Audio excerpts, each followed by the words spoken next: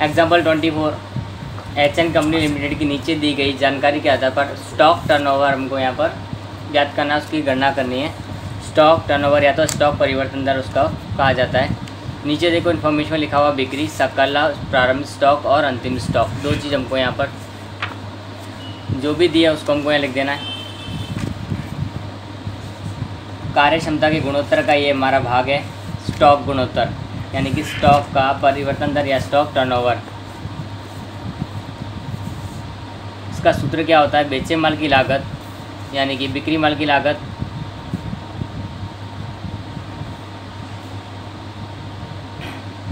बटे औसत स्टॉक।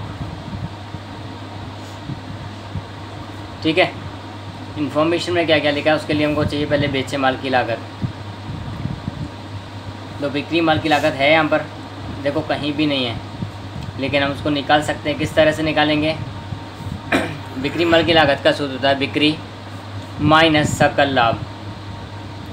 तो देखो दोनों ही चीज़ हमको यहाँ पर दी हुई है। बिक्री हमारे पास लिखा 25 लाख लिखा है, उसके बाद में सकल लाभ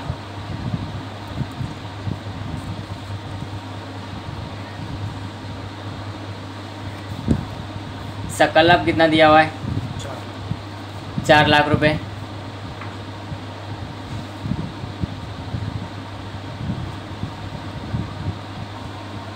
ओके, तो बिक्री माइनस सकल लाभ अपना हो गया, कितना बचेगा 25 लाख माइनस 4 लाख तो 21 लाख। उसके बाद में औसत स्टॉक चाहिए, तो औसत स्टॉक कैसे निकाल सकते हैं हम, उसका सूत्र लगाएंगे। औसत स्टॉक बराबर प्रारंभिक स्टॉक प्लस अंतिम स्टॉक बटे में 2। प्रारंभिक स्टॉक प्लस अंतिम स्टॉक बटे 2। तो देखो प्रारंभिक स्टॉक कितना दिया हुआ है यहाँ पर 4 लाख और अंतिम स्टॉक दिया हुआ है 3 लाख। दोनों चीज़ हमको यहाँ दी हुई है, 4 लाख प्लस 3 लाख बटे 2, 3,50,000। ये हमको क्या दिया हुआ है, औसत स्टॉक। ठीक है, अब स्टॉक टर्नओवर का सूत्र है, उसके अंदर हम इसकी कीमत रखेंगे। बेचे माल की लागत यानी कि हमारे पास दी हुई है 21 लाख। औसत स्टॉक हमने अभी निकाला 3,50,000, कितना आएगा 14 बार 6, तो 6 बार हमारे पास यहाँ का आंसर हो जाएगा। 21 लाख को 3,50,000 से भाग देंगे, कितना आएगा हमारा 6। ओके, तो 6 बार, इसका आंसर भी हम किस में लिखते हैं, बार में लिखते हैं। ठीक है, यानी कि कंपनी 6 बार स्टॉक मंगवाती है और वो 6 के 6 बार बिक जाता है माल। उदाहरण 24 हो गया। अब उदाहरण 25, नेक्स्ट हमारा उदाहरण है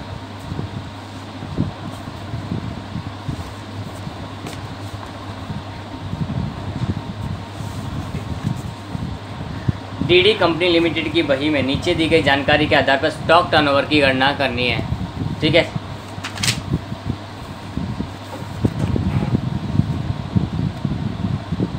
उदाहरण 25 स्टॉक टर्नओवर। अभी हमने जो निकाला था वही हमको यहाँ वापस निकालना, स्टॉक टर्नओवर।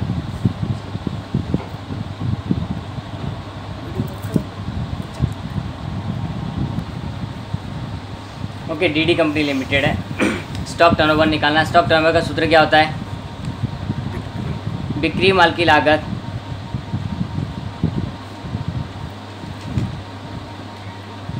बटे में क्या, औसत स्टॉक। सूत्र यही रहेगा, सूत्र में कोई चेंजेस नहीं होते, लेकिन बिक्री माल की लागत के अलग अलग सूत्र हो सकते हैं। एक सूत्र हमने अभी उपयोग किया वो था बिक्री माइनस सकल लाभ। दूसरा हो सकता है हमारा प्रारंभिक स्टॉक प्लस खरीदी के खर्च माइनस अंतिम स्टॉक। तो यहाँ पर देखो थोड़ी जगह छोड़ देते हैं। उसके बाद में बिक्री माल की लागत, देखिएगा इसका सूत्र क्या है। देखो यहाँ पर हमको इन्फॉर्मेशन क्या दी है, वहाँ से सूत्र डिसाइड होता है। प्रारंभिक स्टॉक दिया है, खरीदी दी है, खरीदी के खर्च दिए और अंतिम स्टॉक, चारों चीज़ दी है। मतलब हमारा सूत्र बिक्री माल की लागत का कौन सा लगेगा, खरीदी वाला। ठीक है, तो इसका सूत्र होगा प्रारंभिक स्टॉक प्लस खरीदी के खर्च माइनस अंतिम स्टॉक।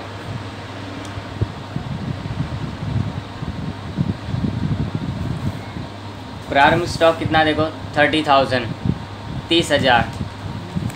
खरीदी कितनी है 4,80,000 दी हुई है हमको बुक में। खरीदी के खर्च कितने हैं 20,000। और अंतिम स्टॉक कितना दिया हुआ देखो 40,000 दिया है, तो उसको हम माइनस करेंगे इसमें से, और हमारे पास आएगा टोटल कितना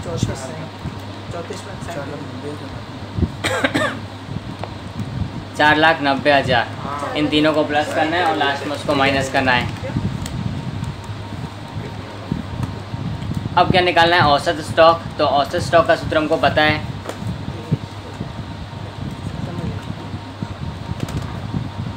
औसत स्टॉक का सूत्र क्या था, प्रारंभिक स्टॉक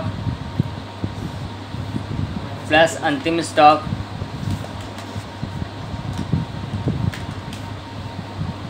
बटे 2। तो प्रारंभिक स्टॉक कितना है 30,000 प्लस अंतिम स्टॉक कितना है बटे में कितना 2, हमारे पास में आएगा कितना 35,000। ठीक है। अब यहाँ लिखेंगे बेचने वाले की लागत कितनी है 4,90,000, जो कि हमने नीचे कैलकुलेट किया बिक्री वाले की लागत, और औसत स्टॉक कितना है 35,000। कितना आएगा ओके 4,90,000 को 35,000 से भाग देंगे तो कितना आएगा हमारे पास 14 बार। ठीक है।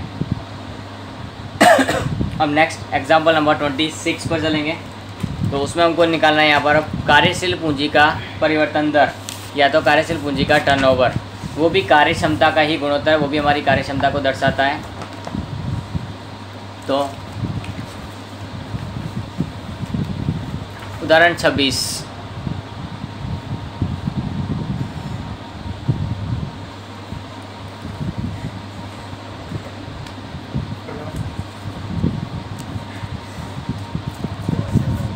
ठीक है। तो लिखा हुआ है HR कंपनी लिमिटेड की नीचे दी गई जानकारी के आधार पर कार्यशील पूंजी का टर्नओवर ज्ञात कीजिए। कार्यशील पूंजी का टर्नओवर है तो हमको पहले उसका सूत्र लिख देना है, और इन्फॉर्मेशन क्या दी है, कुल बिक्री दी है, बिक्री वापसी दी है, और चालू संपत्तियाँ और चालू दायित्व दिया हुआ है। ठीक है। तो पहले कार्यशील पूंजी का गुणोत्तर का सूत्र क्या होता है, कार्यशील पूंजी का टर्नओवर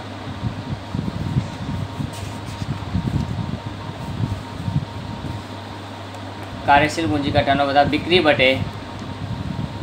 बिक्री बटे कार्यशील पूंजी क्या होता है। अब कार्यशील पूंजी का सूत्र हमको पता होना चाहिए, लेकिन उसके लिए और बिक्री भी हमको पता होना चाहिए। बिक्री भी कैसे होनी चाहिए, शुद्ध बिक्री, यानी कि खरीद वापसी वगैरह, अगर बिक्री वापसी इसके अंदर जो आती है बिक्री में से, उसको माइनस करने के बाद तो पहले लिखेंगे कार्यशील पूंजी का सूत्र। किसका, कार्यशील पूंजी का सूत्र हमने पहले पढ़ लिया था चालू गुणोत्तर के समय पर। क्या था, चालू संपत्ति माइनस चालू दायित्व। क्या था,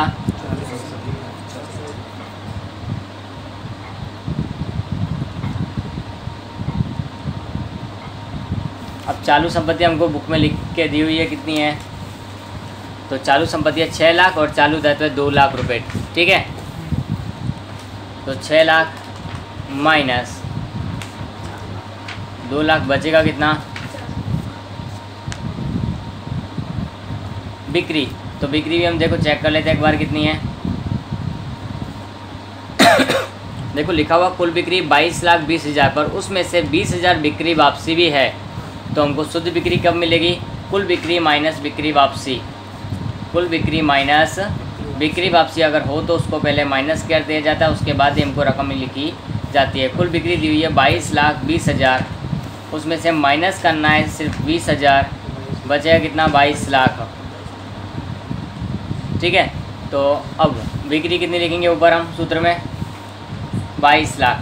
कार्यशील पूंजी कितनी आई हमारी 4 लाख। करो कितना आता है 5.5। इसका आंसर भी हम किस में लिखते हैं, बार में। कार्य क्षमता का कोई भी गुणोत्तर हो उसका आंसर किस में लिखा जाएगा, बार में। उदाहरण 27,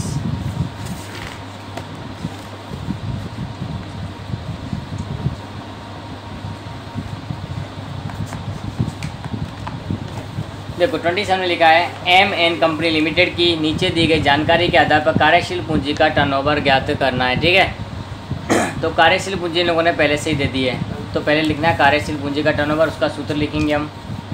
क्या होता है? कार्यशील पूंजी का टर्नओवर बराबर बिक्री बटे कार्यशील पूंजी।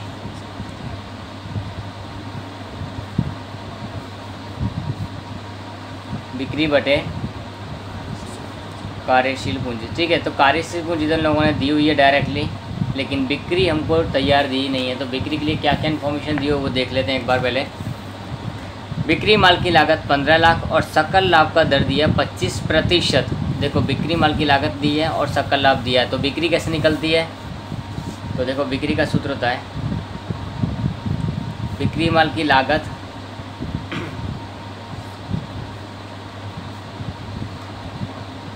प्लस सकल लाभ। लेकिन हमारे पास में बिक्री नहीं है, बिक्री माल की लागत हमारे पास दी हुई है, कितनी है? 15 लाख। कितनी दी हुई है? और साथ में लिखा है सकल लाभ का दर है वो कितना? 25% है। और सकल लाभ का दर हमेशा किस पर होता है? बिक्री पर। लेकिन बिक्री ही नहीं है हमारे पास यहाँ, तो सकल लाभ भी निकाल सकते हैं नहीं है। तो देखो सपोज करना पड़ेगा यहाँ पर, माना कि बिक्री कितनी है? 100 है। माना कि बिक्री कितनी है? 100 है और सकल लाभ बोला है 25%। तो सकल लाभ बिक्री का होता है, तो बिक्री 100 है तो उसका 25% सकल लाभ कितना होगा? 25, ठीक है। और बिक्री में से सकल लाभ माइनस करते हैं हम, तो हमको क्या मिलता है? बेचे माल की लागत। क्या मिलती है? यानी बिक्री माल की लागत मिल जाती है हमको। आगे ना बिक्री माइनस सकल, अब ये सूत्र है हमारे बिक्री माल की लागत का। अभी हमने ये सूत्र यूज़ किया था, कहाँ? लास्ट साल। बिक्री माल की लागत का सूत्र देखो, बिक्री माइनस सकल लाभ, तो क्या मिलता है? बिक्री माल की लागत मिलती है। तो देखो हमारे पास यहाँ वही किया हमने, बिक्री नहीं दी थी, सकल लाभ का प्रतिशत दिया था और बिक्री माल की लागत दी हुई थी, बट हमको चाहिए क्या था? बिक्री। और सकल लाभ हमेशा प्रतिशत में कभी भी दिया हो तो किसका प्रतिशत होता है? बिक्री का, बेचे माल की लागत का होगा नहीं। तो 100 में से 25 माइनस किए तो कितना बचेगा? 75 बचेगा। 75, तो देखो 75 जब उसकी बेचे माल की लागत है तो हमको रकम उसकी पता है कितनी है? 15 लाख। कितनी है? 15 लाख। तो बिक्री की कितनी है? 100। ये क्या हमारे पास बिक्री माल की लागत है?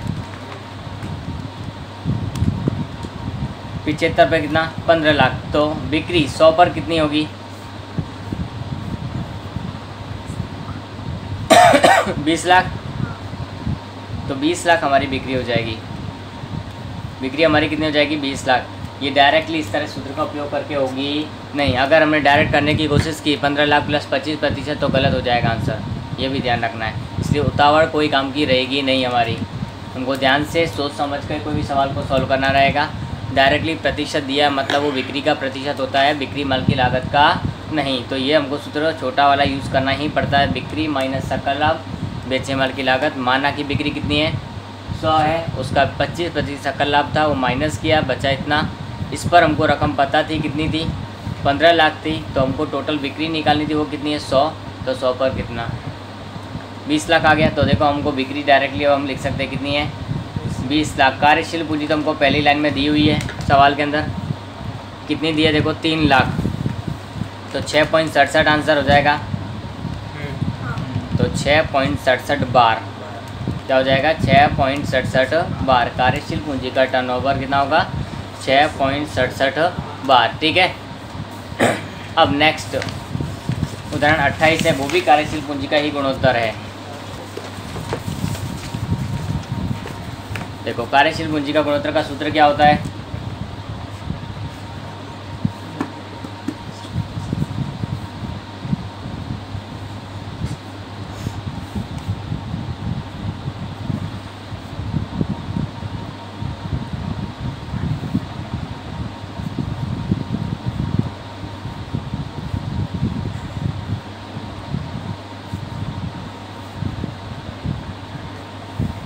बिक्री बटे कार्यशील पूंजी, ठीक है। अब बिक्री हमको दी है, चेक कर लेते हैं क्या क्या इन्फॉर्मेशन है। देखो कुल संपत्ति दी हैं, गैर चालू संपत्ति दी हैं, कुल दायित्व दिया है गैर चालू दायित्व दिया और बिक्री दिए। तो देखो पहले हमको बिक्री दिया, बिक्री लिख देते हैं। कितनी दी है? 25 लाख, तो बिक्री हमने लिख दी। अब हमको चाहिए क्या? कार्यशील पूंजी। उसका सूत्र हमारे माइंड में चलना चाहिए। सूत्र क्या कार्यशील पूंजी का?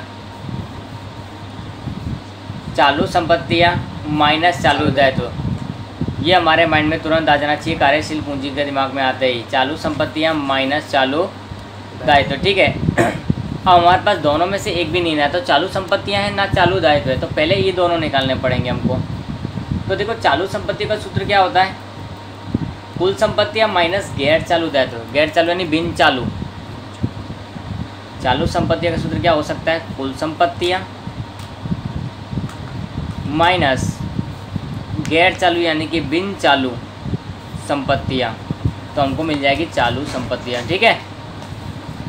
उसके बाद हम सूत्र लगाएंगे चालू दायित्व का, क्योंकि हमारे पास वो भी नहीं दिया डायरेक्टली, तो उसके लिए क्या करेंगे? चालू दायित्व बराबर कुल दायित्व माइनस गैर चालू दायित्व। यस और नो? डायरेक्टली हमको कुछ भी नहीं दिया है सवाल के अंदर, और ना ही कभी दिया होगा। कोई ना कोई एक अमाउंट इस तरह की होगी जो तुमको फाइंड आउट करनी ही पड़ेगी, ठीक है। अब देखो चालू संपत्तियों के लिए हमारे पास कुल संपत्तियाँ कितनी है? तो देखो कुल संपत्तियाँ 45 लाख और गैर चालू संपत्तियाँ 30 लाख। तो देखो हम इसको यहाँ पुट डाउन करेंगे। कुल संपत्तियाँ हमको दी हुई है 45 लाख माइनस गैर चालू संपत्ति 30 लाख, तो बचेगा कितना? 15 लाख। कितना बचेगा? तो हमको मिल गई चालू संपत्तियाँ। इसको हम कहाँ पुट डाउन करेंगे? हमारे सूत्र में, कार्यशील पूंजी के में, 15 लाख। अब क्या है? चालू दायित्व। ये कैसे निकलेगा? कुल दायित्व। तो कुल दायित्व हमारे पास में कितना है? देखो लिखा हुआ है 20 लाख, और गैर चालू दायित्व कितना है? 10 लाख। तो 20 लाख कुल दायित्व में से गैर चालू दायित्व है हमारा 10 लाख, उसको माइनस करेंगे तो हमारे पास आएगा कितना? 10 लाख, ठीक है। तो 10 लाख हम चालू दायित्व को यहाँ पर लिखेंगे, कितना बचेगा? 5 लाख। इस 5 लाख को कार्यशील पूंजी को हम उसकी जगह सूत्र के अंदर रखेंगे तो हमारे पास आएगा 25 लाख भाग्य 5 लाख, तो 5 बार, ठीक है। ये हमारा उदाहरण 28 होगा। इस तरह से कार्यशील पूंजी का गुणोत्तर कैसे निकालते हैं वो पता चल गया होगा। देखो कोई भी मिसिंग अमाउंट हो तो उसके लिए कहीं ना कहीं हिंट दी ही होती है, जैसे हमको हमारा माइंड चलाना वहाँ पर, कि सारे सूत्र अगर हमको याद रहेंगे कौन सी चीज़ से कब मिलता है तो ये हो जाएगा। अदरवाइज़ कहीं ना कहीं मिस्टेक पड़ी और हमारा सवाल पूरा रॉन्ग हो सकता है। ये हमारे कार्यशील पूंजी के गुणोत्तर पूरे हो गए। स्टॉक गुणोत्तर, कार्यशील पूंजी का गुणोत्तर, देनदार गुणोत्तर, लेनदार गुणोत्तर, ये हमारे किसके हैं? कार्य क्षमता के गुणोत्तर हैं, ठीक है।